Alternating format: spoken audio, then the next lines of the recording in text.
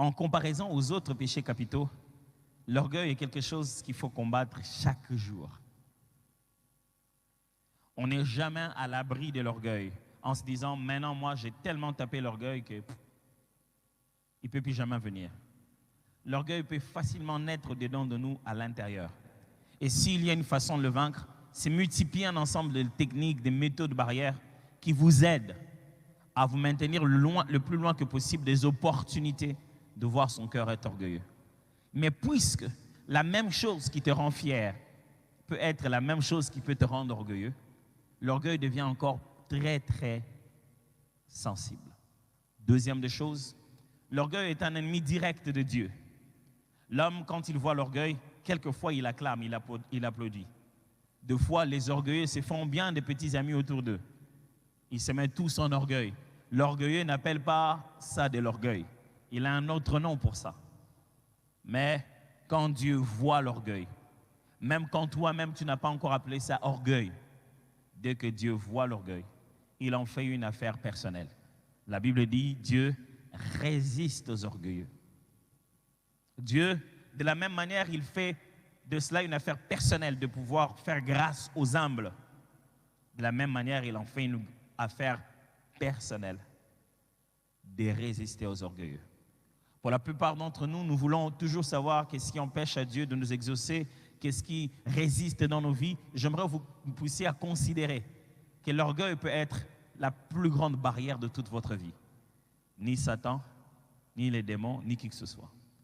Mais en même temps, on se pose la question, pourquoi des gens qui ont beaucoup d'argent, qui sont élevés, mais qui continuent à être orgueilleux et continuent à vivre leur vie? Et ils sont bien. Dans ce cas-là, Dieu a soufflé sur eux, justement, comme la Bible appelle ça, un esprit de perdition, des sortes que leur orgueil le perde.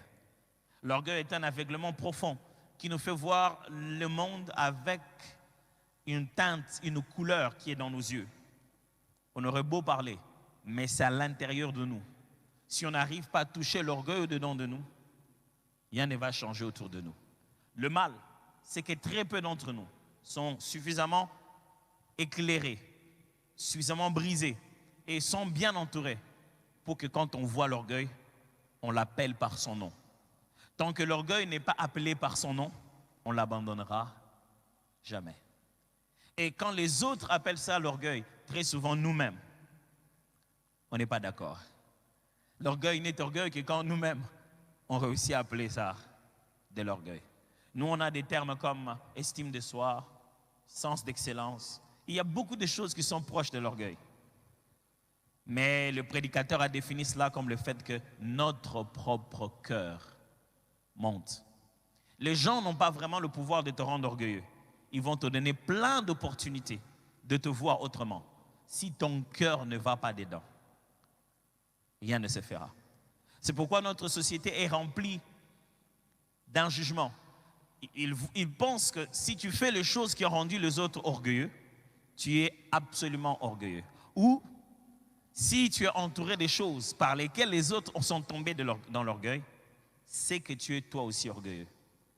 Quand tu en as beaucoup, si tu es dans les meilleures places, si ton rang t'exige d'être entouré par des militaires, des gens qui prennent soin de toi, si ton rang t'exige d'être entouré par d'autres personnes qui doivent servir autour de toi, ça devient difficile pour eux de t'atteindre.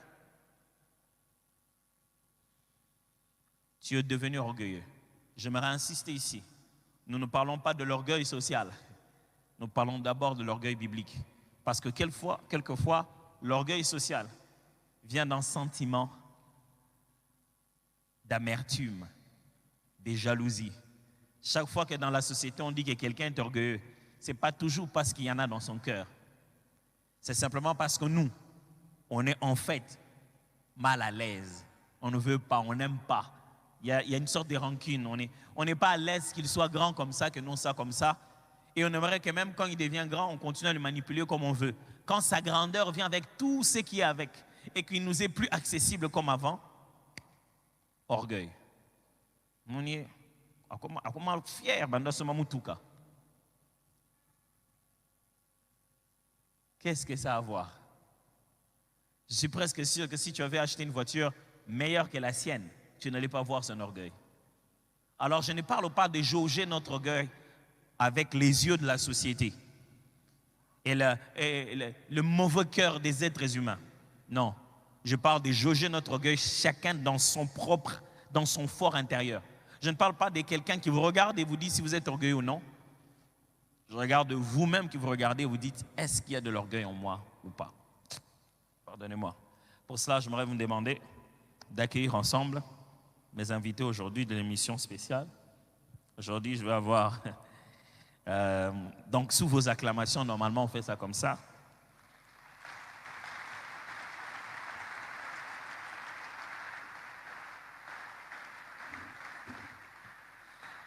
Donc, aujourd'hui, je vais avoir le pasteur David Junior lui-même,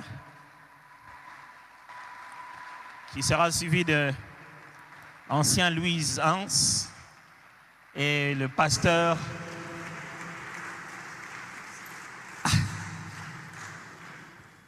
Blancier. On côté de l'orgueil, où l'a-t-il vraiment? Est-ce que ça... Là, il y a moi mon quai. N'ayez même toi, t'es orgueil. Est-ce que ça, c'est ce que c'est humble, ça? Prenez place, s'il vous plaît. Dieu vous bénisse.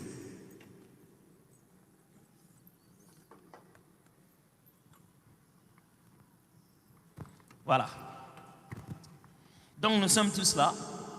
Oh. Chaîne de télé, comment est-ce que commence à sortir là derrière aussi.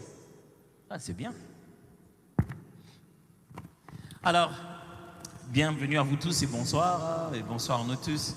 Le but de ces occasions de parler comme ça dans ces salons, c'est pour que ce ne soit pas qu'une prédication, ce soit un vécu, ce soit l'expérience que nous partageons ensemble. Et j'ai voulu choisir à la fois, chaque fois, le pasteur qui exhorte, moi-même, le pasteur Blansky, et toujours prendre quelqu'un d'autre, une dame parmi nous, pour qu'on soit toujours représenté. Mais pourquoi il n'y a qu'une femme et il y a 3 hommes? C'est parce que le prédicateur était un homme, et puis le pasteur titulaire et le pasteur exécutif sont des hommes. C'est tout. Le jour où le prédicateur sera une femme, il y aura 2 femmes. Voilà. On ne peut pas avoir des problèmes d'équité ou d'équilibre. Donc, c'est ça. Alors, donc, ma toute première question ce soir, c'est d'abord essayer de savoir pour nous tous si vous avez souvenir d'une des expériences où quelqu'un vous a dit.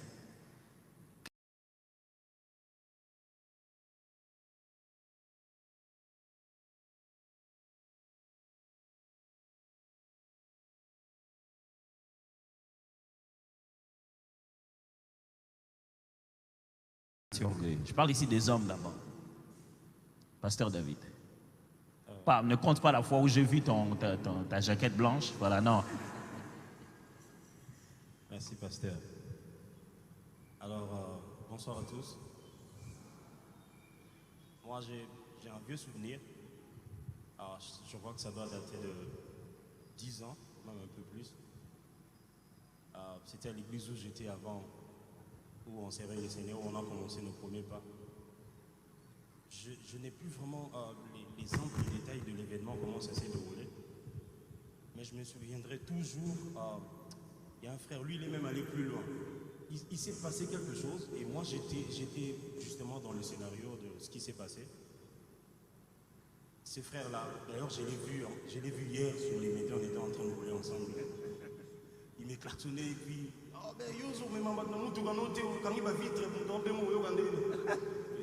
dès qu'il n'a pas fini. Alors ce jour-là, il m'a dit, il ne m'a pas dit directement, il est passé par des gens justement pour me dire, ce frère-là c'est vraiment un orgueilleux. D'ailleurs je pense qu'il est païen, il n'est pas vraiment converti.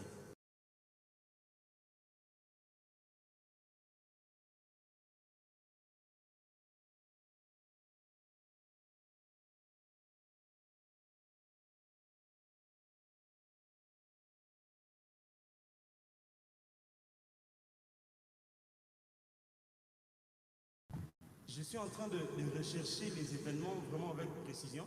Mais je crois que c'était un truc qui avait à voir avec porter secours ou je sais pas moi, dans le domaine de la musique toujours où je suis à l'église, on devait aider la jeunesse, justement. Lui, il était à la jeunesse, vous voyez, dans les églises, quand il y a chorale de la jeunesse. Et chorale de l'église, entre guillemets. De l'église, et donc moi j'étais dans la chorale de l'église, et donc ils avaient besoin de quelque chose qui devait passer par moi. Ok, Et donc, je crois n'avoir pas réagi favorablement à sa demande. ok, Et donc, du coup, il a sorti ça sans réserve. ok. Salut. Shalom, peuple de Dieu. Moi, je dirais que l'orgueil, c'est comme vient de dire mon frère David Junior, il est des fois attaché à nous sans le savoir. Moi, quand j'étais dans le séculier, je travaillais et j'ai commencé à un niveau très bas. J'ai commencé tout doucement et petit à petit, j'ai commencé à monter d'échelon. Petit à petit, j'étais d'abord classifiée, puis je suis devenue maîtrise et puis petit à petit, je suis montée comme cadre et jusqu'à ce que je suis devenue cadre supérieur. Ça m'a créé beaucoup de problèmes. Il faudrait dire que de moi-même, je ne savais pas que l'orgueil était déjà en moi, mais je le vivais par mon comportement. Parce que quand les gens déjà viennent, parce que le travail que je faisais, j'étais plus en contact avec les gens et les gens avaient toujours à dire. Je connaissais le Seigneur, je priais, mais je ne savais pas que ce virus était en moi. Pourquoi? Parce que j'ai vu comment je suis montée, et quelque chose a monté en moi. Et sans le vouloir même, je commençais à me venger de ceux-là qui, à l'époque aussi, me maltraitaient. Donc j'ai compris que l'orgueil était déjà en moi, sans le savoir. Et je pouvais même dire que deux fois, on affiche une fausse humilité, croyant qu'on est humble, mais on n'est pas humble. Dans l'humilité, là, il y a une partie de l'orgueil, et quand l'orgueil est quelque part, il est toujours au-dessus de tout. Et voilà comment je suis passé par là, et Dieu aidant, le Saint-Esprit m'a... La fois où quelqu'un vous a dit, Dad-Louise, vous êtes orgueilleuse. Par mon mari d'abord, c'est mon mari. En tout cas, c'est mon mari qui a touché pour la première fois dans mon œil. Vous êtes mal barré. Comme j'avais tout autour de moi des gens que quand je disais viens, il vient. Quand je lui disais pars, il part. Alors à la maison, sans le vouloir, ce sont des choses qui se sont attachées à moi.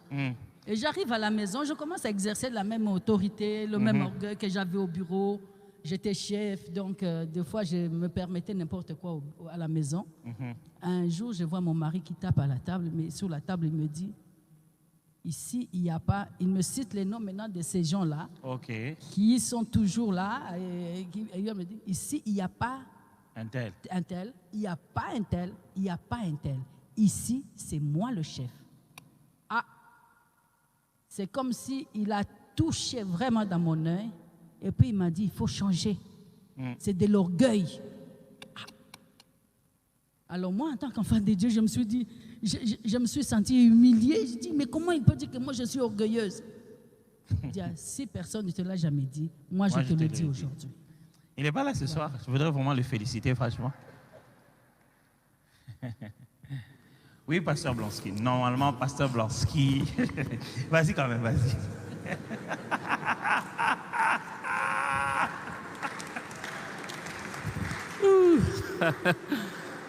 Shalom, shalom.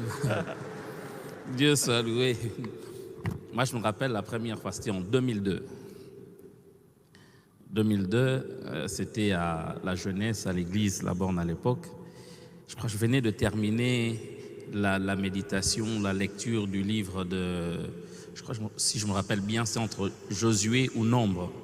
Alors on partageait avec des amis, je leur expliquais la teneur, la profondeur de ce livre. Alors quand j'ai fini, il y a un ami qui est maintenant aux États-Unis, il me regarde et dit, toi tu es orgueilleux. Je suis resté au bouche bée, je dis, orgueil pour nous expliquer le livre. Alors, c'est la première fois que quelqu'un m'a dit ça et ça m'est resté jusqu'à aujourd'hui. Ouais. Moi, j'ai eu aussi des gens qui m'ont déjà dit que tu es orgueilleux. Je me souviendrai toujours un jour, je suis passé à la maison prendre mes sœurs, on devait aller se promener juste et tout. Je commençais à vivre dans la garçonnière, donc ils étaient encore chez les parents, on vivait entre garçons et tout. J'ai passé les prendre pour qu'on aille manger une glace et tout. Et quand on marchait, on riait, on marchait en passant, je les ai entendus parler. Une disait à l'autre, ah, on a frère, attends, mon souvenir est bon. Tu as envie de t'arrêter, que ça peut avoir comme conséquence sur votre image, sur ce que, qu'est-ce que les gens vont dire pour vous. L'essentiel que lui vous a pris, vous, et vous a mis là où lui voulait vous mettre. Vous avez joué son jeu et il a eu ce qu'il voulait. Un point, c'est tout. Donc, des fois, on te dit, je veux juste avoir ta voix là-dedans, c'est tout. Juste ça. Toi, donne-moi juste ça. Les restes, moi, je sais comment je vais organiser ça. Et c'est toujours un exercice très difficile de pouvoir dire à une personne, mon cher, tu es devenu orgueilleux. Parce que nous tous, on se justifie très fort. On dit non, non, non, non, c'est pas vraiment de l'orgueil. Alors, ma troisième question était celle de savoir, quelle est la dernière fois où vous avez été convaincu de l'orgueil en vous? C'est-à-dire que l'esprit vous a convaincu, papa, ça c'est de l'orgueil. Je vous donne quelques minutes de réflexion. Ça peut commencer par n'importe qui. On dit pasteur Blansky Ngaban. C'est au Togo toujours? On peut avoir le numéro du pasteur Blansky là? Non, c'était pas au Togo. Ah, okay. C'était ici. C'était cette semaine. Non, la semaine passée, je crois. J'ai roulé et j'ai été arrêté par des contrôleurs de contrôle technique, comme ça. J'étais déjà en retard. Et ils m'arrêtent en chemin, ils mettent leurs histoires, je ne peux pas passer, sinon ça creve le pneu. Je m'arrête tout bonnement, on parle. À un certain moment, la colère est montée. Je commençais à en parler un peu à ces contrôleurs-là, d'une façon lui montrer que je n'ai pas le temps. Mais le ton que j'utilisais n'était pas assez bon. J'ai senti en moi. Non, j'ai entendu la voix de mon épouse qui me tape souvent à l'épaule quand je papa, osa pasteur.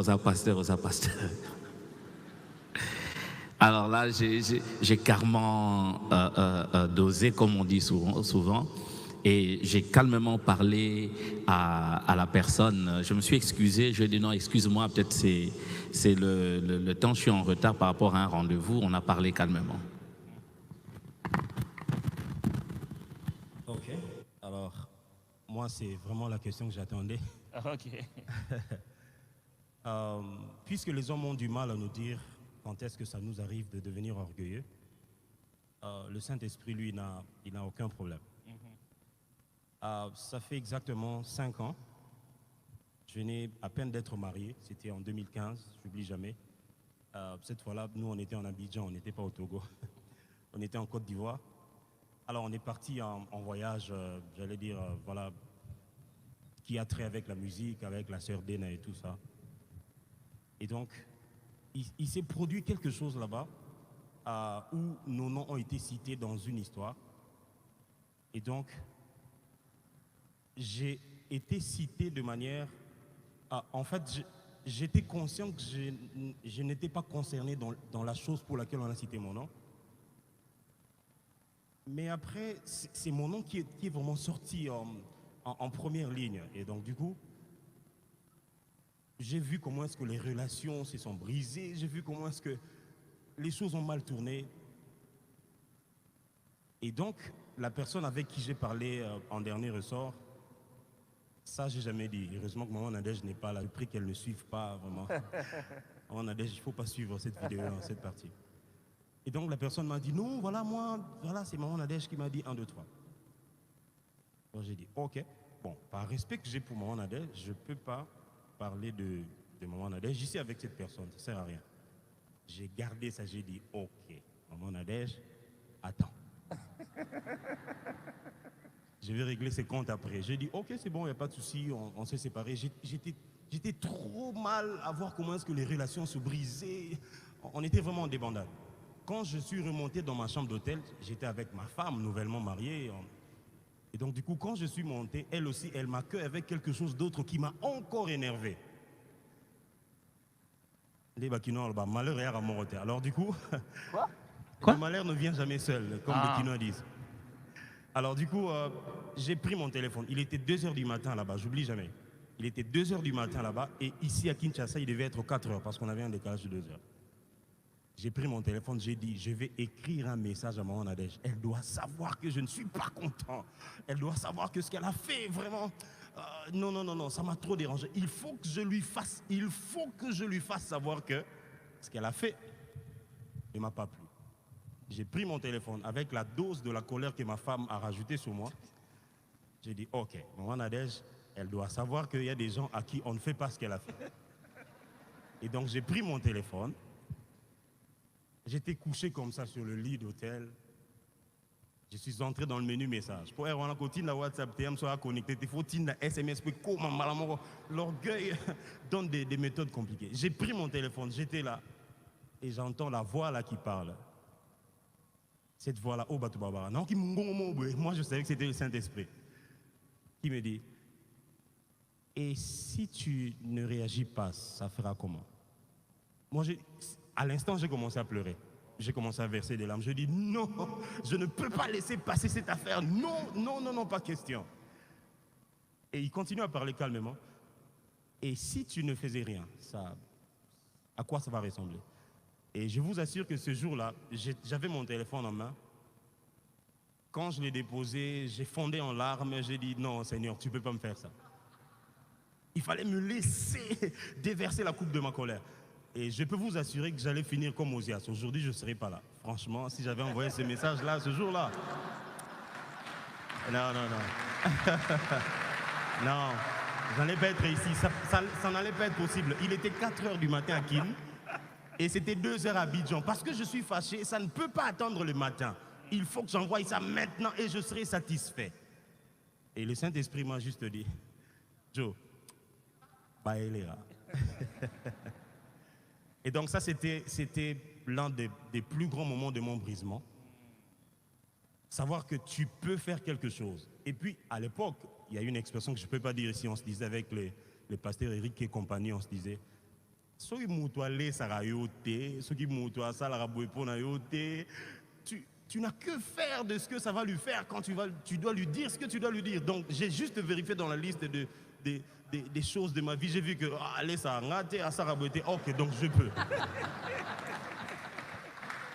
Mais ce jour-là, je pense que c'était le jour où le Seigneur a commencé le brisement dans mon cœur.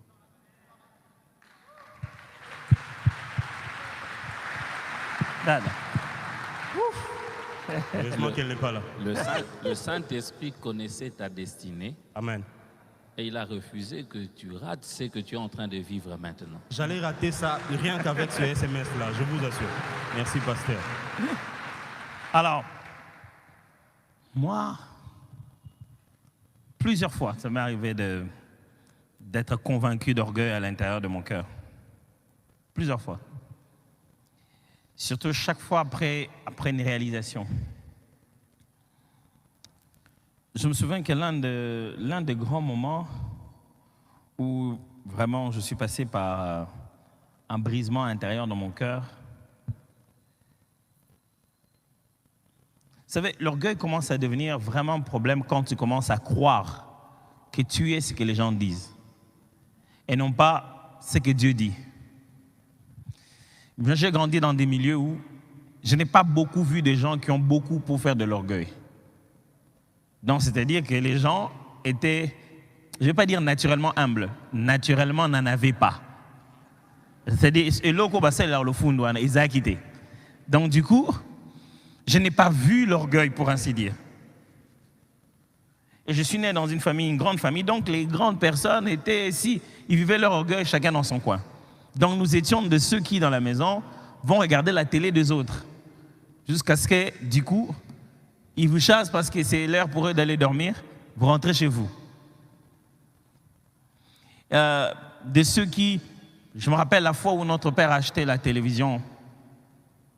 C'était une télévision en couleur. Et ça montrait qu'une seule chaîne allemande qu'on appelait DSF. Mais on écoutait l'allemand tous les jours. C'était une chaîne de sport. On n'a même pas les chaînes locales. Mais ça nous faisait du bien de ne pas être chassés par les autres.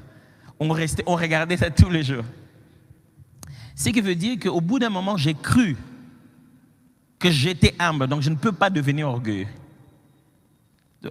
Or, en fait, j'ai grandi dans des conditions humbles, donc je n'ai pas appris trop à faire de l'exhibitionnisme, donc à montrer que j'en ai. Une fois, on a eu une rencontre dans Gaël, avec, à l'époque, j'étais le deuxième conducteur technique de la grande chorale de Gaël. Cette semaine encore, j'étais en train de revoir mes vidéos là où je me trouvais dans Gaël, les vieilles vidéos.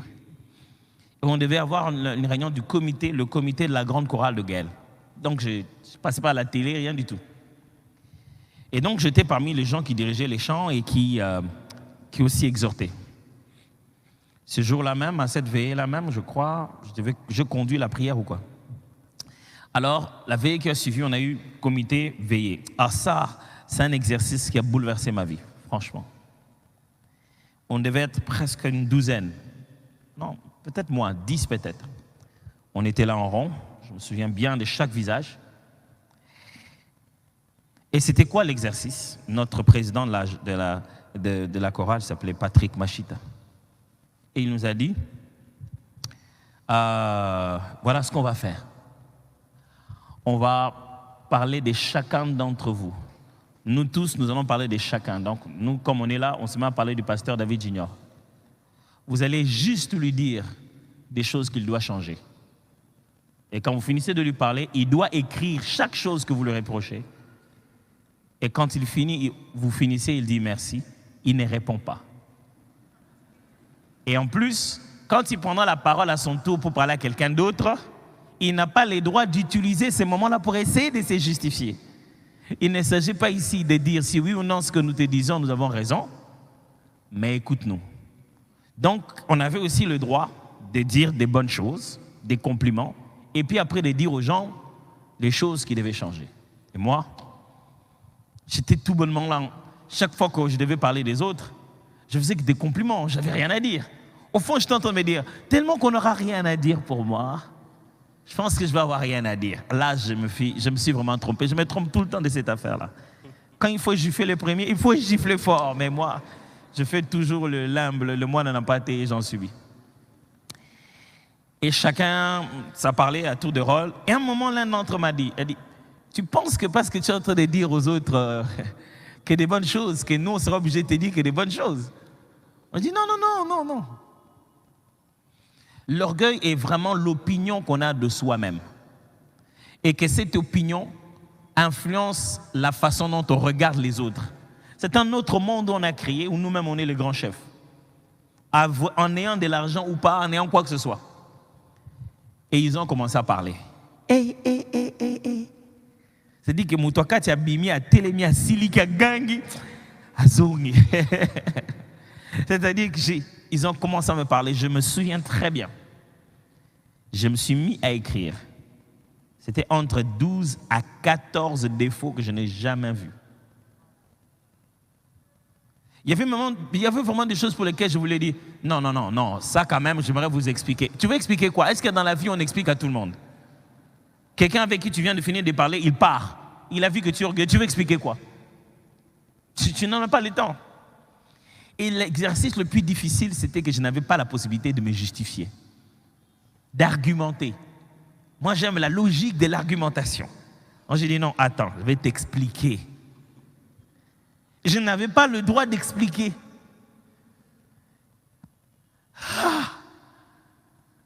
J'étais là, ils ont fini de parler. Après, je suis rentré, j'ai pris cette liste. Ces jours-là, j'ai décidé de faire chaque mois 5 jours de retraite, que j'appelais ça baisser la couronne. Et j'étais en train de faire, non, c'était mercredi ou samedi, donc 3 jours de retraite. Et j'avais pour but éliminer chaque élément de cette liste. Je pris ce papier, je l'ai mis dans ma Bible pendant un long moment de ma foi chrétienne. Juste trouver les systèmes par lesquels il faut éliminer radicalement chacune de ces choses. Et c'est comme s'ils savaient que Dieu m'appelait à quelque chose de grand. Ils ne m'ont pas raté. Dans la vie, il faut bénir Dieu si tu as quelqu'un qui sait te faire des reproches. Ça va beaucoup t'aider. Mais on dirait que surtout au milieu de chrétiens, on déteste les reproches. On a l'impression que quand quelqu'un te reproche, c'est comme s'il veut montrer qu'il est supérieur à toi. Ce n'est pas toujours ça le sens des reproches. Quand quelqu'un te dit quelque chose pour que tu te corriges, il est en train de te bénir. Celui qui ne t'aime pas ne te reproche pas. Il va parler de tes faiblesses ailleurs. Quelqu'un qui t'aime, il apprend à te reprocher. Ces jours-là, je me tiens devant le Seigneur avec cette liste et dis, Seigneur, je ne pouvais pas croire que j'étais comme ça. Et Dieu me dit, tu pensais que tu es qui? Ça, c'est une question que Dieu devrait nous poser très souvent. Au cas où je me suis dit, mais non, Seigneur, ça, ce ne sont pas vraiment des choses. Et ces jours-là, j'ai fondu en larmes. Et depuis, dans ma vie, mon plus grand combat avec l'orgueil, c'est l'orgueil de l'humilité. À force d'entendre les gens te dire, ah, pasteur, vraiment, tu es humble, vraiment, j'apprécie. J'ai dit, Tu veux dire peut-être que je suis simple. Toute simplicité n'est pas de l'humilité. Quelques simplicités sont liées à des choix de la vie. Juste des choix de la vie. Alors moi, tu ne me trouveras pas m'habiller avec des couleurs très flashy. Je ne suis pas en noir, je suis en bleu, je suis en marron. Mais ça ne veut pas dire que le jour où tu me vois habillé en vert ou en gris-gris comme le pasteur Blansky, que je suis devenu orgueilleux. La simplicité n'implique pas nécessairement de l'humilité. Il y a certaines simplicités qui s'imposent à nous. On est simple parce que ce qu'on a est simple. Et tout le jour, je me bats avec ça, de ne jamais croire que parce que je suis simple ou parce que j'agis simplement dans mon quotidien, que je suis garanti d'être humble. Et ça, je vous assure, c'est une guerre beaucoup plus difficile. D'entendre des gens te dire, oh, tu es simple, ah, pasteur, tu es très intelligent, vraiment, pasteur, ah, j'aime... Quand on te fait trop de fleurs et que tu ne ressens pas un caillou dedans, tu commences à te dire, est-ce que c'est pas mon deuil là? Si tout le monde a amené des fleurs, est-ce que ce n'est pas pour m'enterrer? Alors ça a toujours été un grand combat en moi. Et comment j'ai appris ce combat? Le jour où j'ai appris, je m'aurais déjà anticipé ça, c'est déjà la question, je vais commencer par répondre et je vais clarifier la question. Le jour où j'ai commencé à établir des mécanismes pour me battre contre l'orgueil au jour de jour. Un des jours où j'ai eu parmi les meilleurs mécanismes de ma vie, vous en souviendrez, j'étais en train de faire l'étude biblique sur Jéroboam. Et je prêchais à l'église l'autopsie de Jéroboam. J'ai passé du temps à étudier ces versets, j'ai pleuré grave. Ok.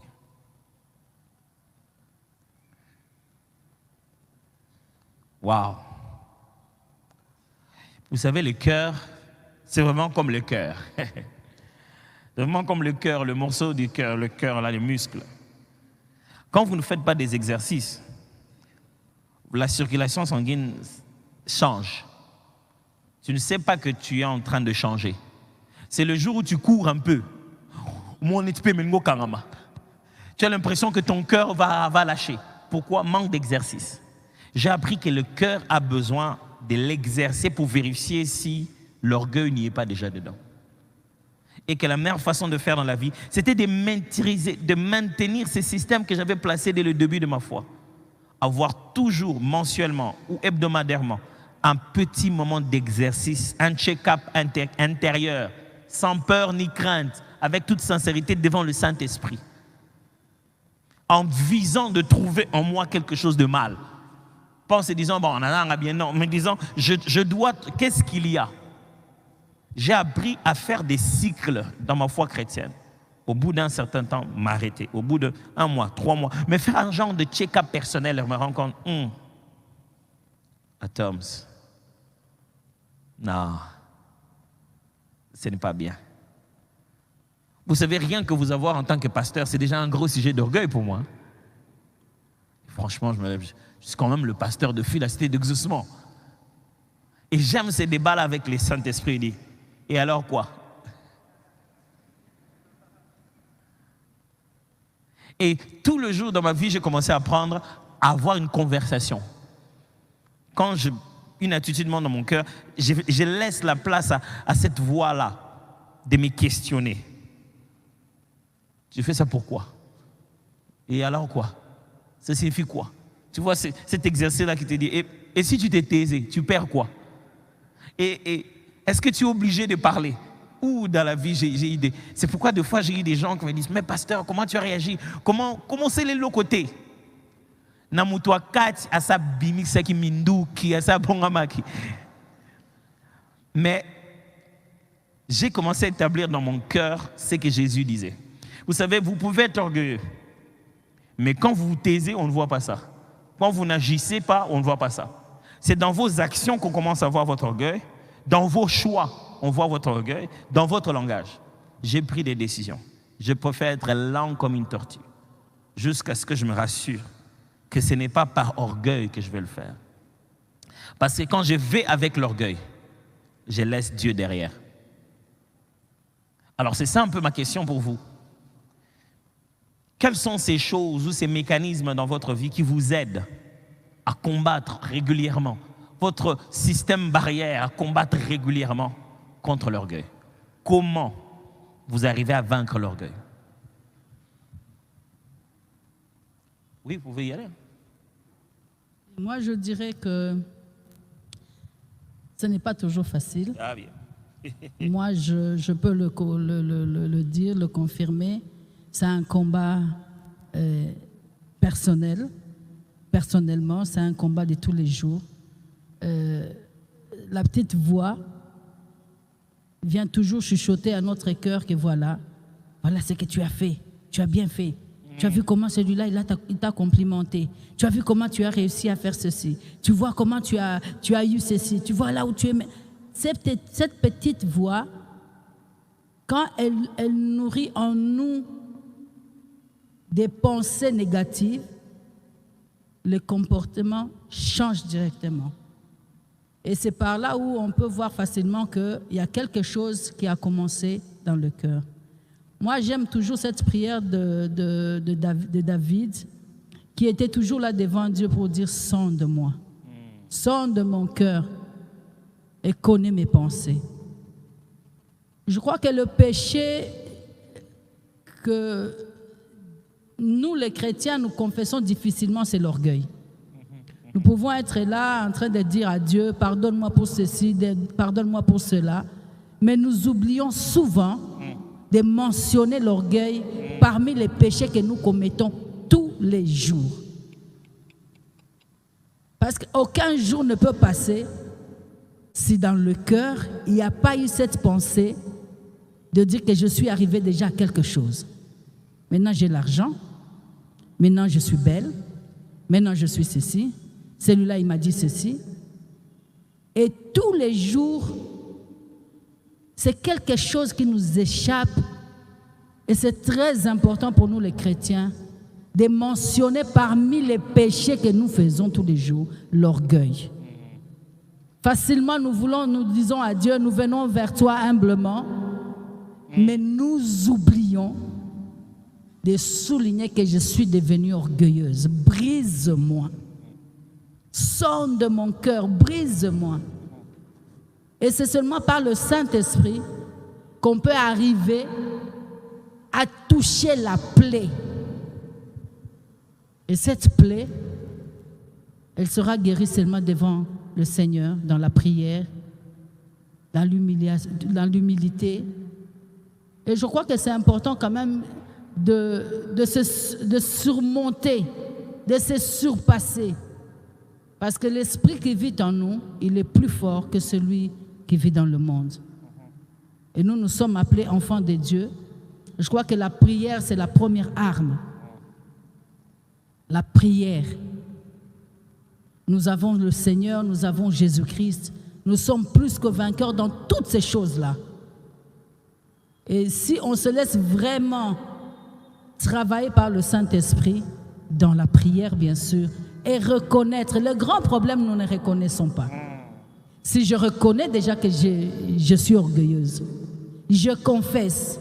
Et des fois, c'est difficile, ça me tire jour et nuit. Je suis en train de me battre. Je préfère partager avec un frère. Je préfère partager avec une sœur. Quand je sens que ça devient déjà un fardeau pour moi, je n'arrive pas à m'en débarrasser. Je préfère parler avec quelqu'un. Dire, voilà, je sens en moi, il y a quelque chose qui monte. Des fois, je ne me maîtrise pas. Je sens que je suis déjà arrivé là. Et je prie que Dieu me ramène encore plus bas à ma place. Et moi, je peux dire que la première arme, c'est la prière. C'est tout ce que je peux dire. Quelqu'un d'autre, oui? Je peux parler comme ça. Ouais. L'orateur. Ouais. Faut pas dire comme ça, il va devenir orgueilleux.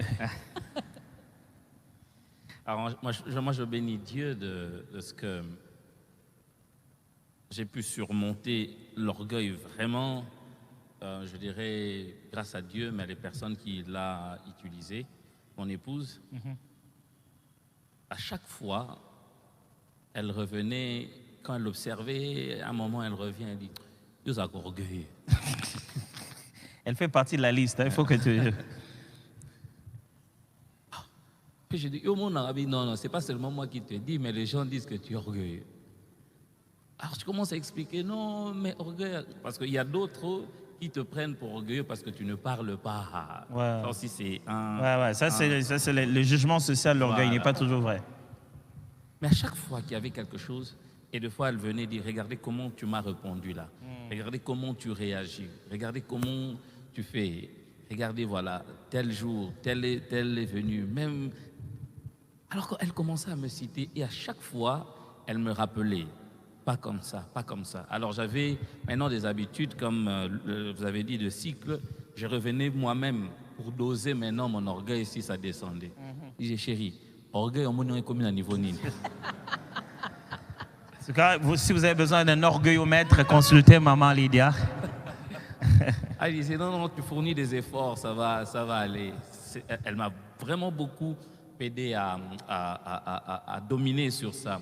Et deuxièmement, je dirais, vous êtes parmi les personnes qui m'ont aidé à vaincre l'orgueil. Depuis longtemps, j'observais, je me disais toujours, et le rapprochement que j'ai eu avec vous, je me disais toujours, comment est-ce qu'il fait pour être humble comme ça, simple, humble. Simple, ouais. Depuis, je regardais, j'observais et j'ai appris. Et quand Dieu a fait grâce que nous sommes venus ici, il y a pas une chose qui m'a beaucoup aidé, le fait de dire, allez, je suis l'un de pasteurs ici. Vous savez, des fois, la position peut vous faire monter la tête. Hein.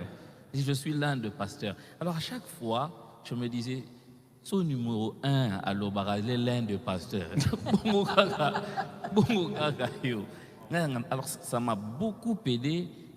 Beaucoup, je dirais même beaucoup aidé quand j'observe la façon de faire, la façon de répondre, la façon même de nous briser de foi.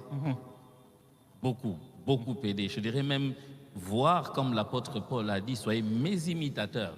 Christ, on ne le voit pas. La parole, on la lit, c'est vrai, mais la personne qui vit cela peut être pour nous une référence.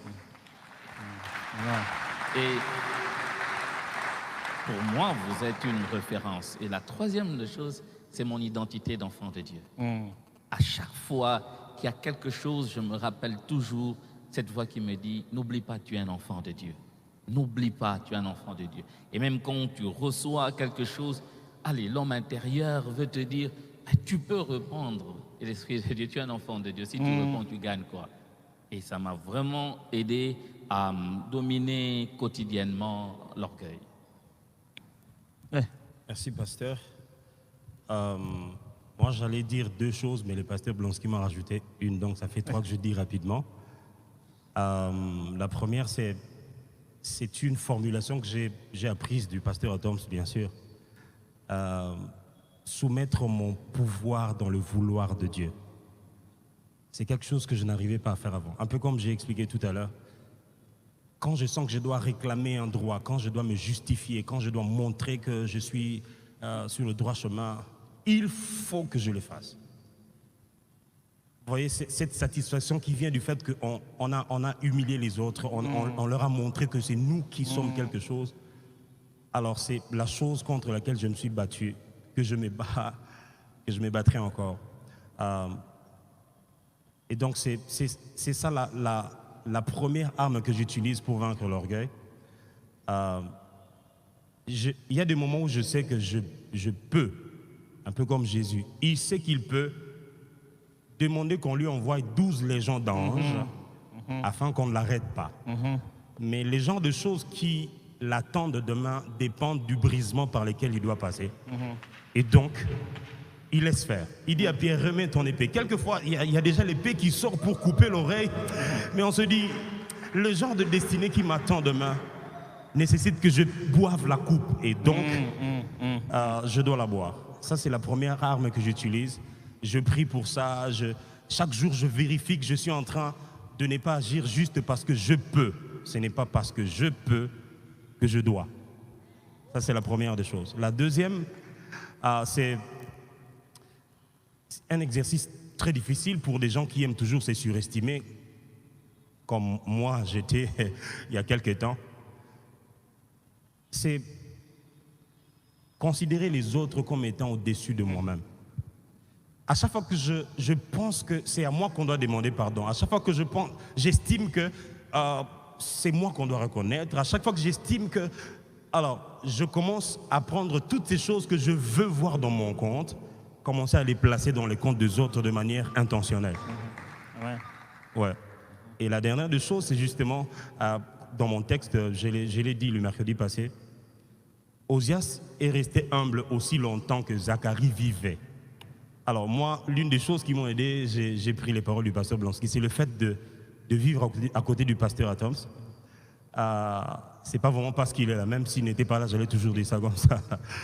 C'est vrai qu'il s'est bat aussi à ne pas devenir... Là, mon combat devient encore plus difficile. Ça fait 2 déjà. Allez-y. Mais je me permets de dire ça parce qu'il est possible que quelqu'un ait un modèle aussi à côté de lui et qu'il s'en réfère et que ça soit un point fort pour lui. Depuis très longtemps, depuis beaucoup d'années, je l'observe, je vois comment il fait sa vie. Et d'ailleurs, il y a 6 ans, je lui avais dit, je sens que Dieu m'appelle, je sens que le genre d'appel que j'ai est exactement comme le tien. Normalement, sa version mais plus évoluée. J'aimerais bien prendre de la vitesse à côté de toi. Et donc, si tu veux bien être mon mentor, ça fait 6 ans, j'oublie jamais, il m'a dit, avec plaisir, j'accepte. Alors que c'est les gens de demande qu'il accepte quasiment jamais à cause de son emploi du temps qui est difficile. Alors, depuis je l'observe, j'apprends de lui, non pas parce qu'il parle tout moment, j'apprends de lui, même quand il reste calme, je dis, ok, il aurait dû. Moi, je suis parmi les gens qui lui demandent, pasteur, pourquoi tu n'as pas réagi à ça? Mais pourquoi tu le laisses parler comme ça? Même quand on lui traitait de tous les mots, il n'a jamais dit un mot. Et donc, moi, j'ai commencé même à faire ça en excès, quoi. Genre, là où vraiment tu dois parler, je dis non, je ne parle pas. Mais au point où lui-même m'a demandé, mais Joe, j'attendais que tu parles ici, pourquoi tu n'as pas parlé? Non, cultiver humilité, pasteur, comprendre. Donc, on est en extrême, après, on a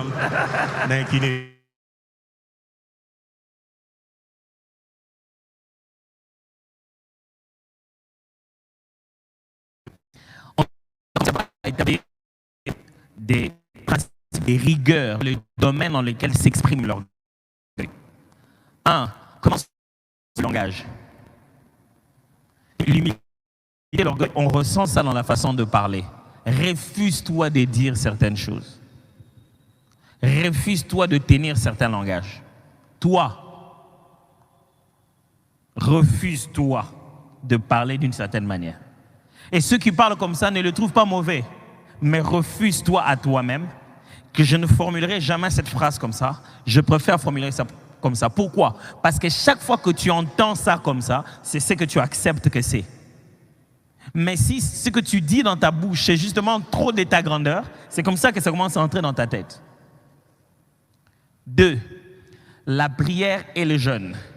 La prière est l'expression de l'humilité et le jeûne en est encore une meilleure expression.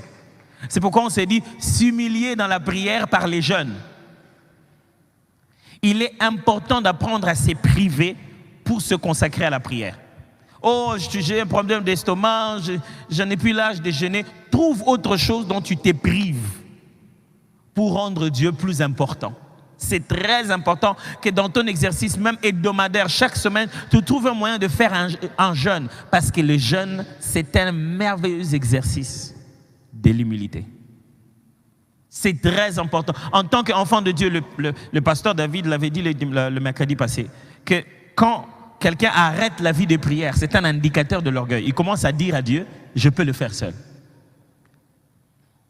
C'est très important. Frère, quand on dit la vie des prières, ne pensez pas d'abord à 5 heures, 4 heures du temps, non. Le pasteur Eric l'a dit un dimanche passé quand il enseignait tuer Pierre. Il appelait ça comment? L'homme aux bonnes intentions. Il a dit, si tu peux prier combien de minutes? 15? Commence d'abord à être fidèle dans les 15. Ne cherche pas à faire 50 à la place. Fais chaque fois 15 minutes. Pourquoi? Parce que la prière est une conversation. Si tu n'as pas beaucoup de temps à appeler tes parents, j'ai pas beaucoup de temps, tu peux les appeler pendant combien de minutes? 2 minutes. Si tu les appelles chaque jour 2 minutes, tu vas te rendre compte que vous allez commencer à parler aisément et tu vas oublier l'affaire des minutes et ça va évoluer. Mais si tu vises les minutes, ça ne va pas se faire. Fais-les avec le temps que tu peux, mais s'il te plaît, prie. Parce que la prière, j'ai appris que pour moi, la prière, c'est comme faire cette réunion dont je vous ai parlé. Chaque fois que je prie, j'ai l'impression de faire la réunion là où on me disait, voilà, il y a ça qu'il faut corriger, il faut ça. Quand je viens prier, ça c'est quelqu'un qui m'a bouleversé dans ça. Chaque fois qu'on prie avec lui, le deux d'ailleurs, hein, que ce soit Papa Alain, que ce soit le pasteur Roland, quand je prie avec le pasteur Roland, je te dis, à Bongone, il y a combien de jours? Tu as l'impression qu'il vient de se convertir il y a quelques semaines. Quand il parle à Dieu, il a exactement le même zèle d'un nouveau converti. Et ça, c'est un challenge. Il s'est dit, oh, donc il a exactement dans son même cœur les ailes d'un nouveau converti. Et ça, c'est un zèle qu'il faut garder. Il faut se battre à garder ça. Parce que beaucoup de choses peuvent détourner nos cœurs. Il a la même naïveté d'un nouveau converti là, dans son cœur sincère. Quand il parle à Dieu, il n'est pas politicien avec Dieu. Il y a cette naïveté-là. La prière, mes frères, permettez-moi le mot, la prière, c'est une nudité spirituelle. Est-ce qu'on a compris ce que je veux dire ici? Il est impossible de prier vraiment, sincèrement, sans aller tout dire à Dieu. À Dieu, on vient dire, Seigneur, ils m'ont énervé, grave. Les choses que je ne te dis pas, alors je me prends le temps de les dire à Dieu. Seigneur, ça m'a fait mal, ça. Seigneur, je ne comprends pas ce qui se passe. Quand je finis là-bas, il calme mon cœur. Et quand je finis là-bas, je commence, tu sais, quand tu pries sincèrement, un verset biblique va te redresser. Il y en a toujours un. Tu pries, et puis tu entends un truc avant d'enlever la paille dans l'œil de l'autre, quelle est la poutre, quelle est... Et tu te dis, mais Seigneur, mais moi, j'ai rien fait. Tu commences un débat avec toi-même. Si c'est quand tu entres dans la chambre et tu m'entends prier, tu te dis, oh, so nanai. Parce qu'au fond, il disait ça. Qui lui a répondu? Parce qu'au fond, la force de la parole de Dieu, ça c'est la troisième chose. Lisez les Écritures. Pas pour savoir qu'est-ce que je vais dire aux gens, mais pour savoir qu'est-ce que ça me dit à moi-même. C'est quand tu lis la parole, tu te dis, ils étaient grands comme ça, mais malgré ça, ils sont tombés. Vous savez, la Bible ne cache rien. Elle ne parle pas des hommes de la Bible comme des super-héros qui ont... Non, ça vous montre qu'il était David, il était connu, il a pris la femme d'autrui, regarde les bêtises qu'il a fait. Donc personne n'est à l'abri. En lisant les autres, je me rends compte que, donc ça peut m'arriver aussi. Quatrièmement, apprendre à avoir une évaluation personnelle, ce qu'on appelle ici un cycle. Il faut de temps en temps rentrer vers toi-même intentionnellement pour aller chercher de l'orgueil. Ce que Daluise a dit tout à l'heure. Toi-même fais cet exercice-là de te dire, Seigneur, pardonne-moi, j'ai été orgueilleux. Il faut que tu intègres l'orgueil comme un péché pour lequel tu dois demander pardon à Dieu. Parce que des fois qu'on est devant Dieu, ce qu'on veut chercher, Seigneur, des fois j'entends les gens confesser même pour les choses qu'ils n'ont jamais fait. Moi j'entendais ça quand j'étais petit, ma mère disait ça tout le temps. J'ai commencé à la suspecter. Après, je me suis rendu compte que c'était sa théologie qui était problématique. On dit Nzambe, limbisanga na ibaki na tonga ki biso limbisanga na za mutu mobomi mosumuke. Est-ce que je dois la dénoncer à la police ou quoi? Mais tu vois, pour vouloir demander pardon, on veut se faire porter toutes sortes de culpabilités. Mais le but ici, c'est d'intégrer la possibilité d'être orgueilleux. J'ai déjà même entendu les gens dire, Seigneur, pardonne-moi, je ne suis qu'un homme. Des fois, je péchais dans les pensées. Il accepte toutes sortes de péchés, mais il ne veut pas accepter qu'il a pu tenir un langage d'orgueil. Il a pu avoir une attitude d'orgueil. L'orgueil peut venir en nous comme ça. Il s'arrête un moment. Et le même jour, on le fait partir. À la seconde qui suit, choup. Alors, on ne doit pas se culpabiliser parce qu'on a eu ce sentiment. Ce qu'on doit se culpabiliser, si on le devait, c'est de le laisser rester. De le nourrir ça. Vous devez avoir des exercices. Moi, j'appelle ça les cardio spirituels. Mes exercices cardiaques de comment va mon cœur. Et enfin, vous devez être ouvert aux critiques. Il y a une chose que j'ai pris dans la Bible, c'est quand je lisais David. David, son fils Jéroboam, son fils, comment il s'appelle? Absalom veut prendre le pouvoir aussi. Et qu'est-ce qui se passe? Absalom dit, ok, voilà, mon père, il est devenu vieux. Il ne sait plus juger les gens. Si vous faisiez de moi un roi, vous allez voir. Dans ma vie, j'ai passé beaucoup de milieux de ma vie. J'ai succédé aux gens. Donc, j'ai travaillé avec eux. Je suis venu après eux. Et c'est un exercice difficile de venir après des grandes personnes. Vous avez soit la mauvaise stratégie de les ignorer complètement pour montrer que vous êtes meilleur, ou une autre stratégie politique de dire qu'ils sont grands parce qu'en réalité vous êtes en train de dire je suis plus grand que eux alors je les élève quand même, ou l'humilité de dire que j'ai jugé certains de leurs décisions, or j'avais tort, maintenant que je suis assis à leur place, ils avaient bonté. Et être suffisamment humble de dire aux autres, vous savez, ton dos quand non, ils avaient bonté. Et quelque chose que David a fait pendant qu'il fouillait, un monsieur se levait, il a commencé à l'insulter, il jetait des pierres, il dit chien, va-t'en. Son général qui était là, il a voulu tuer ce monsieur, il voulait le massacrer. David dit, hey, non, ne le tire pas. Qui c'est? Si c'est l'Éternel qui lui a permis de faire ça. Si tu deviens humble, tu passeras aisément dans l'humiliation. Vous comprenez? L'humilité, c'est le caractère qui te permet de passer sans problème même dans l'humiliation. Parce que ce monde dans lequel nous sommes nous humiliera toujours.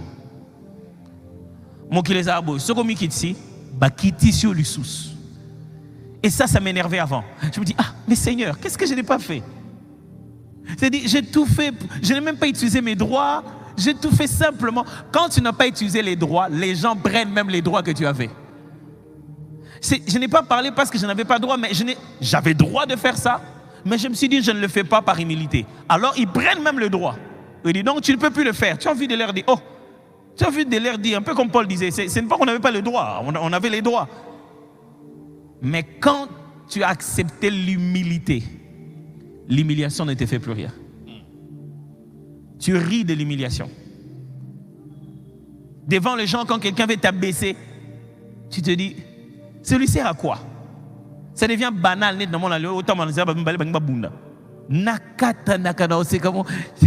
Des êtres humains veulent se battre.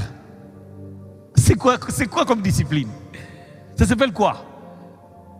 Tu sais, à un moment, je m'assieds comme ça, je me dis,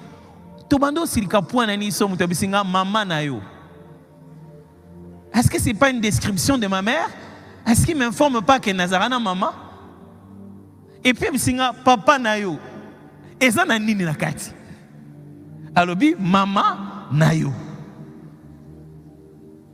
Bon, il y a déjà, quand j'ai dit ça, il peut se dire Kanda. Ah, fingenga maman. Alors, atengeta kombo na été. Alors, kaka, maman nayo. Mutuakati siliki. J'ai appris que l'humilité n'entend plus l'humiliation de la même manière. Quand on t'humilie, tu ne ressens pas la douleur on veut te faire sentir. Je ne sais pas si vous comprenez ça. Quand quelqu'un t'humilie, il veut te faire subir de l'humiliation. Il veut te faire sentir mal. Mais puisque tu es déjà humble, tu ne ressens pas cette douleur. Et ça l'énerve. Ça l'énerve grave. Alors mes frères, vous ne savez pas, votre meilleure parade avec tous les problèmes que vous avez au bureau, soyez humble. Arrêtez de vous défendre. J'ai vu Jésus. Jésus leur dit, j'aurais pu appeler des anges. Hein? C'est pas comme si je n'ai pas les moyens. Mais j'ai accepté de passer par là. Frère, si vous avez décidé d'être humble une fois, vous avez décidé d'être humble pour toute la vie. Frères et sœurs, si nous ne sommes pas humbles dans cette église, Dieu nous résistera. Depuis un temps, j'observe notre église, Fui la cité d'exaucement, et j'ai prié pour ça, pour notre humilité en tant qu'église. Et je me suis rendu compte que nous sommes orgueilleux de notre différence. Fui là est très orgueilleux d'être différent. On est orgueilleux de notre télé, on est orgueilleux de notre média, on est orgueilleux de ce que nous faisons bien. Non, tu vois, dans notre église, il n'y a pas de notre église qui tienne. Nous sommes ici pour ce pourquoi Jésus est mort à la croix. C'est son église. Il a dit, je bâtirai mon église. Et des fois, quand on parle même avec d'autres frères des autres assemblées, on veut leur faire sentir quand même que nous, on est dans une église sérieuse. On est quand même dans Fui la cité d'exaucement. Non, mes frères, n'ayons pas ça. Dieu va nous résister. N'ayons pas ça.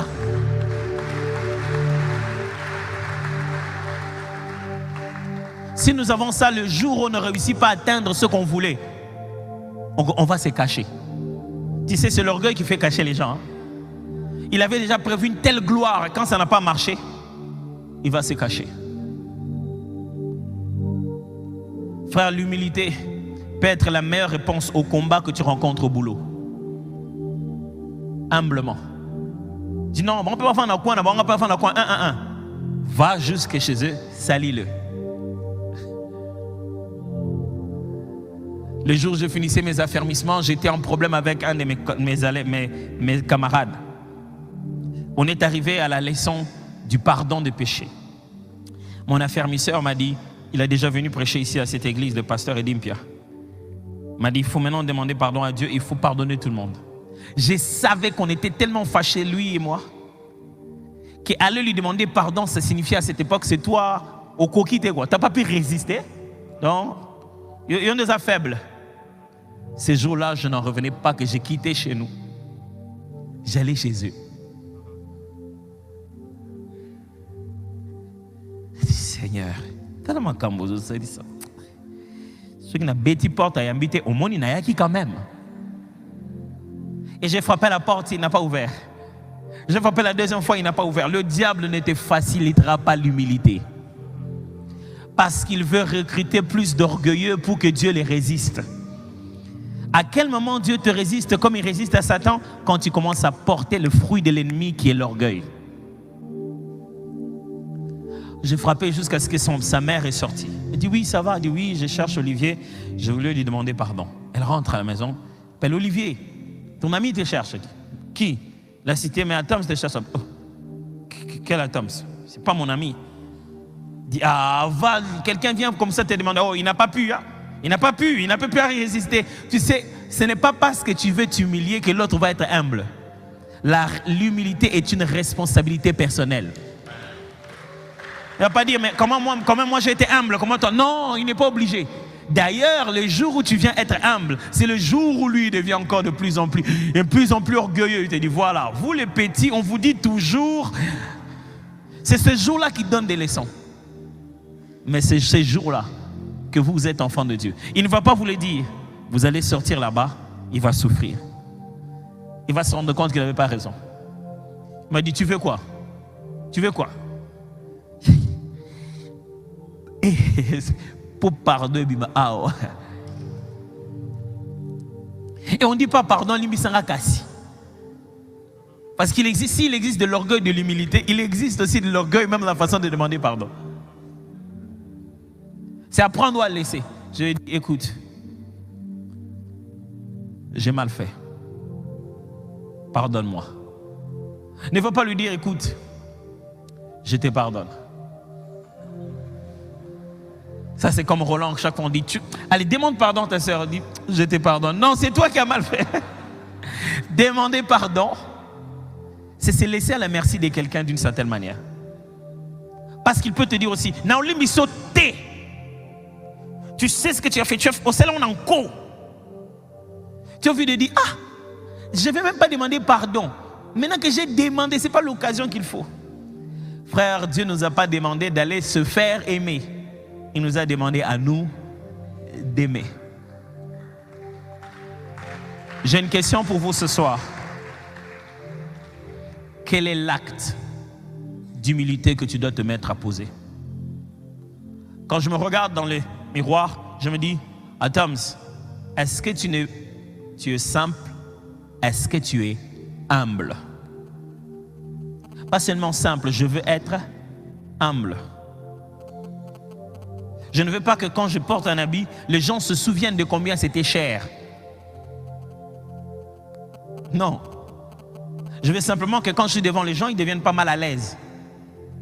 Parce qu'il y a un truc qui ne va pas bien, un autre qui ne va pas là-bas. Mais je ne me prends pas trop au sérieux. Je ne pense pas que moi, en tant que tel, je ne peux pas voyager en classe économique. Pourquoi? Qui es-tu vraiment? Toute cette valeur-là, ça vient d'où? Mes frères et sœurs, dans la vie. On n'aura pas toujours l'argent durant toute la vie. Hein. Des fois, on a même l'argent, mais on sait quoi en faire. Et ce jour-là, tu vas te rendre compte que tu es rien. Je préfère être rien tous les jours.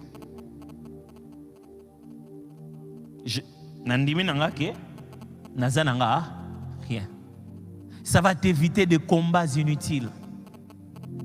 De sorte que même là où les gens, je me rappelle, je suis allé à plusieurs endroits où on m'a dit, ah, pasteur Tom Sondé, ah, Azaraboui. J'ai même entendu une nouvelle version il n'y a pas longtemps, au salon de coiffure. On dit, bon, on a été un occultiste. Qui c'est à proto, abimazan et l'oroté, mais mon lili. J'étais, chaque fois qu'on me fait ce compliment, ça me fait, pas que ça me fait mal, mais ça me fait peur. J'ai été à des endroits où on dit, ah, pasteur, tu m'as vraiment étonné de ton humilité. Je cherche ça, j'ai dit, bon, ok. Nasalaki penza nini, en me disant, je vais faire ça pour leur montrer que je suis humble. L'humilité devient authentique en toi quand tu ne le fais plus. On ne fait pas de l'humilité, on est humble. Le travail de tous les jours, c'est que tu deviennes humble. C'est ça le défi. Et ça demande beaucoup d'efforts. Le processus de l'humilité passera par l'humiliation. Tu t'humilieras toi-même, Dieu va vérifier et il va laisser les gens t'humilier. Et il va vérifier. Je vais finir par cette histoire. Papa Alain Moulotte nous enseignait sur ça. Un jour, il disait comment il travaillait sur le fruit de l'esprit et les œuvres de la chair. Il voulait que Dieu lui donne un cœur humble. Il a dit ce jour-là, Dieu a dit, ok, je vais te donner un cœur humble alors comme tu veux. Il dit, Seigneur, donne-moi l'humilité. Dieu dit, je ne donne pas comme ça l'humilité. Je fais passer à l'épreuve de l'humilité. Alors il est parti à la banque à l'époque. Il n'y avait pas beaucoup de banques à l'époque. Il était sur la ligne en train d'attendre, il devait sortir le peu d'argent qu'il avait pour nourrir sa famille. Il venait d'arrêter de travailler pour l'appel au ministère. Et puis il y a une dame qui vient, s'il vous plaît monsieur, vraiment, je peux ici avec les enfants. Oh bien sûr madame, fais passer. Et puis il y a un autre monsieur qui dit, s'il vous plaît, je suis aussi avec eux. Non, c'est pas grave. Je suis humble. Et puis, du coup, vous savez, comme au Congo, il y a un, vous faites entrer, les autres entrent. Surtout quand vous êtes au volant. Maman, comment commence à sentir comment cambiga tout. Oh non. Oh, l'autre personne est entrée sans demander. L'autre est entrée sans demander. Et puis, oh, c'est quoi ça? Alors, directement, le Seigneur lui dit dans le cœur, je te donne l'humilité maintenant. Ah! Seigneur, non. L'humilité, ce n'est pas une seule attitude, c'est un mélange. Ça vient avec la patience, ça vient avec la longanimité, ça vient avec la considération des autres, ça vient avec la façon dont tu vois les autres. J'aimerais vous défier la deuxième partie de cette semaine. Allez poser les actes d'humilité. Refusez-vous, adoptez un langage, une attitude. Refusez-vous de faire certaines choses parce que vous savez que ça peut vous rendre orgueilleux. Juste, mettez de nouvelles frontières. Les autres peuvent arriver jusque là-bas sans péché. Mais je préfère, même si ce n'est pas un péché, je préfère rester ici. Parce que je vais garder mon cœur humble. Baissons nos têtes, on va prier.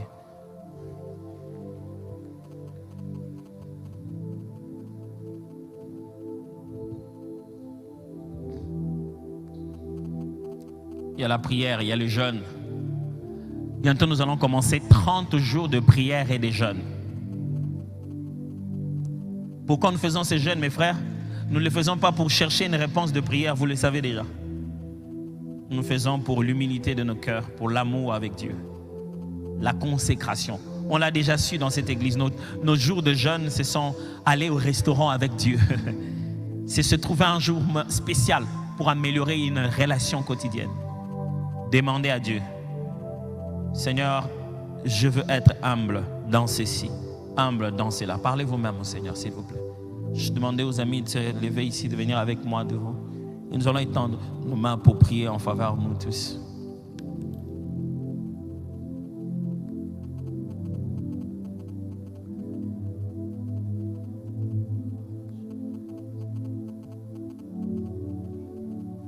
Mon cœur, mon cœur.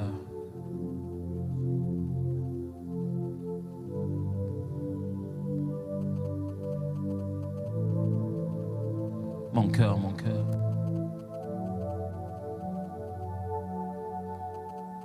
Mon cœur, mon cœur.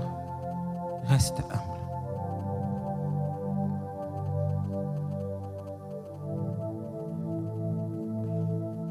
Ne monte pas, ne grandis pas. Tu n'es pas obligé de poursuivre ta renommée à Toms. Tu n'es pas censé être la Toms qu'ils ont dit que tu es. Tu n'es pas censé être à la taille de ta renommée. On ne doit pas te voir et voir que la veste va avec. On ne doit pas te voir et voir que la voiture va avec. On ne doit pas te voir en disant, il est vraiment comme je pensais qu'il devait être. Adam, tu ne vis pas pour être toi. Ton histoire le concerne lui. Tu ne vis que pour sa gloire. Tu n'es pas l'acteur du film. Adam, tu ne dois pas bénéficier de tout. Et tout le monde ne te dira pas merci, accepte-les à Toms. Tu ne le fais pas pour qu'on puisse te remercier. Tu n'auras pas l'unanimité, tout le monde ne t'aimera pas, tout le monde ne dira pas que tu as bien fait à Toms, accepte-le. Accepte que tu seras tout le temps en face des gens qui sont meilleurs que toi, 10 fois meilleurs que toi. Apprécie les particularités des autres. Il y a des choses que tu ne peux pas faire à Toms. Il y a des choses que tu ne peux pas faire, accepte-le. Adam, s'il y a des choses qu'on doit te corriger, tu ne les dis pas bien. Il y a des choses que tu connais à peu près. Les gens qui travaillent avec toi les connaissent mieux que toi. Adam, ce soit enseignable.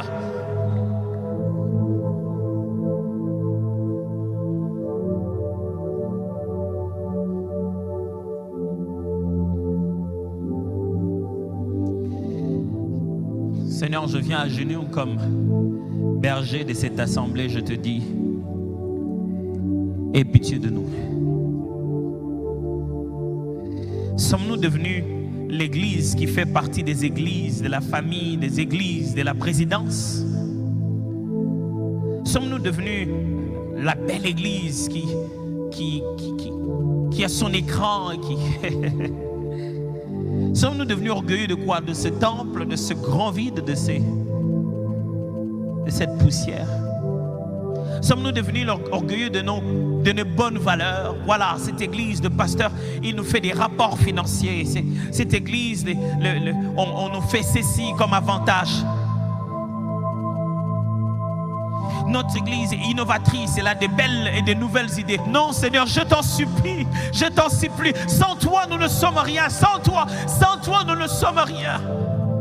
Ne t'en va pas. Sans ton esprit, cette église est vide. Sans ton esprit, cette église n'est que boutique. Sans ton esprit, ce n'est qu'une rencontre, un rassemblement humain.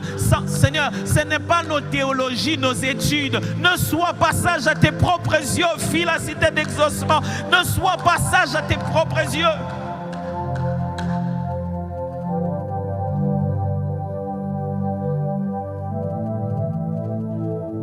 Je refuse d'être sage à mes propres yeux. Je refuse de faire mettre sur ma tête nos réalisations.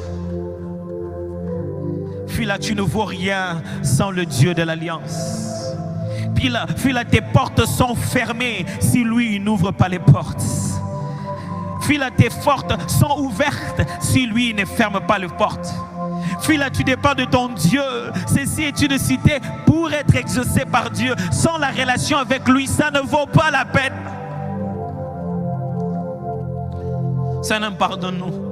Dans toute forme d'humilité, dans la façon de le faire, dans l'intention avec laquelle on le fait, dans le langage, dans le parler. Seigneur, je t'en prie. Je refuse que ce temple vienne un lieu d'exhibition, d'orgueil, où chacun s'habille orgueilleusement, où chacun vient garer sa voiture avec orgueil, regarde son voisin, comment il est habillé, et comme ça, lui, se sent plus orgueilleux. Seigneur, je t'en supplie, que chaque fois venant dans ce temple, il y ait un rappel d'humilité. Les gens s'habillent humblement, les gens se parlent humblement, les gens prient humblement, se considèrent humblement. Que Seigneur, chaque fois venant dans ce temple, on regarde comme notre voisin, comme étant au-dessus de nous-mêmes. Qu'on ne se juge pas par rapport à la qualité du tissu qu'on porte, par rapport à la senteur du parfum qu'on ressent à côté de soi.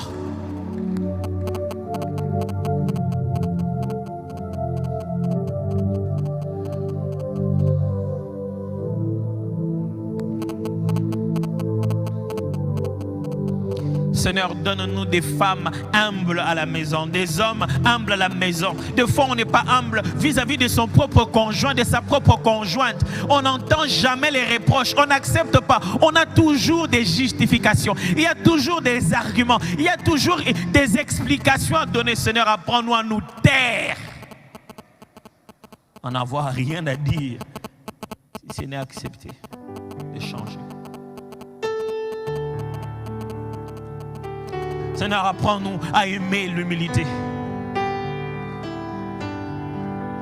À accepter l'humilité comme une valeur dans notre cœur.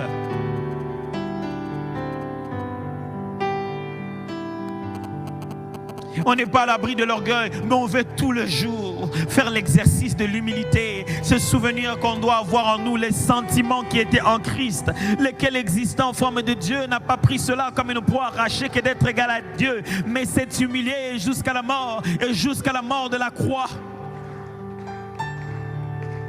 Apprends-nous l'humilité à l'ère de Facebook, de Twitter, à l'ère de Photoshop. Apprends-nous l'humilité.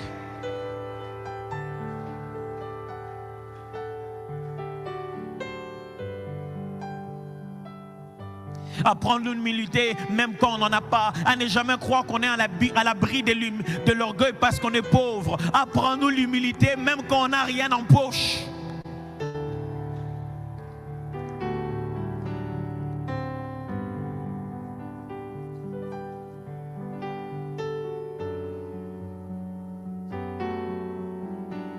Seigneur, tout le monde ne peut pas nous dire qu'on est humble, on est orgueilleux et tout le monde être menteur. Tout le monde ne peut pas en tout cas se tromper.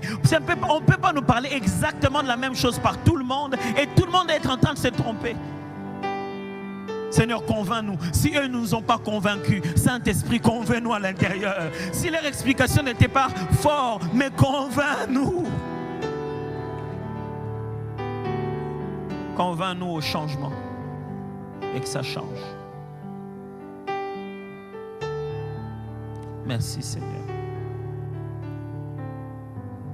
Merci d'écouter nos prières.